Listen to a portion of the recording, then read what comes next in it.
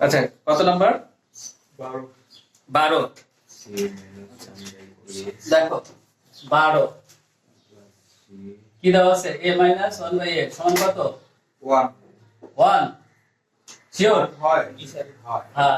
আর প্রদত্ত রাশিটা কি দেওয়া আছে? তবে দেখাও তবে দেখাইতে হবে। হ্যাঁ ও তারপরে লেফট সাইড লিখতে হবে আমাদের। প্লাস কি left side a cube minus এটা তো ঠিক লিখছি? হ্যাঁ 100% ঠিক লিখছি।